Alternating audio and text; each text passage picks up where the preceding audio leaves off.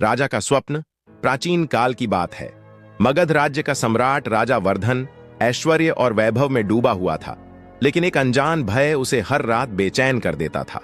वह सपने में देखता कि उसका पूरा खजाना जलकर राख हो गया है और वह कंगाल होकर महलों से बेघर हो गया है। राजा ने अपने महामंत्री चाणक्य देव को बुलाया और कहा, मुझे समझ नहीं आता कि यह सपना क्यों बार बार आ रहा है। क्या यह कोई संकेत है? मंत्री गंभीर स्वर में बोला, महाराज, जब मनुष्य प्रकृति के नियमों को अनदेखा करता है तब ऐसे स्वप्न चेतावनी बनकर आते हैं। धन किसी के पास स्थायी नहीं रहता, यह केवल उसी के पास टिकता है जो इसके नियमों को समझता है। राजा चौंक उठा। धन के भी नियम होते हैं। मंत्री मुस्कुराया। 13 रहस्यमयी नियम, जो जिसे समझ में आ जाए, धन उसके पास स्वयं चलकर आता है। लेकिन यह रहस्य किसी आम आदमी को नहीं बताने चाहिए। राजा ने जिद की, मैं इन्हें सीखना चाहता हूं। बताओ, इन नियमों को कैसे जान सकता हूं? मंत्री ने कहा, इन नियमों को जानने के लिए आपको 3 रातों तक मेरे साथ एक रहस्यमयी यात्रा पर चलना होगा। भाग 2। पहली रात। रानी की दासी और पहला रहस्य। पहली रात मंत्री राजा को महल के पिछले हिस्से में ले गया। वहां एक गरीब दासी सुमित्रा बैठी हुई थी, जिसकी झोपड़ी टूटी फूटी थी, लेकिन चेहरे पर अजीब सी शांति थी। राजा ने पूछा, यह स्त्री इतनी निर्धन होते हुए भी इतनी शांत क्यों है? मंत्री ने कहा, क्योंकि इसे पहला रहस्य पता है।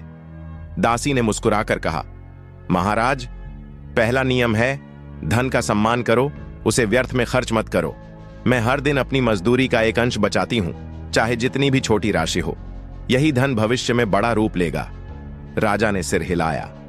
सचमुच, हम व्यर्थ ही सोने चांदी पर ऐशो आराम लुटाते हैं। भाग 3। दूसरी रात। निर्धन व्यापारी और 5 रहस्य।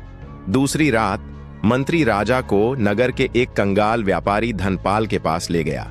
यह व्यापारी कभी राज्य का सबसे अमीर व्यक्ति हुआ करता था, लेकिन अब फटे कपड़ों में था। राजा ने पूछा, यह व्यक्ति कैसे निर्धन हुआ? मंत्री बोला, क्योंकि इसने 5 नियमों को तोड़ा। धनपाल की आंखों में पछतावा था। उसने कहा, 1. हमेशा सीखते रहो। मैंने सोचा कि मैं सब कुछ जानता हूं, इसलिए मैंने व्यापार में कोई नया ज्ञान नहीं लिया। 2. आय से अधिक व्यय मत करो। मैं जितना कमाता था उससे अधिक खर्च करता गया। 3. धन को सही जगह लगाओ। मैंने बिना सोचे समझे अपना सारा धन गलत लोगों को उधार दे दिया। 4. सही सलाहकार चुनो। मैं गलत दोस्तों के कारण डूब गया।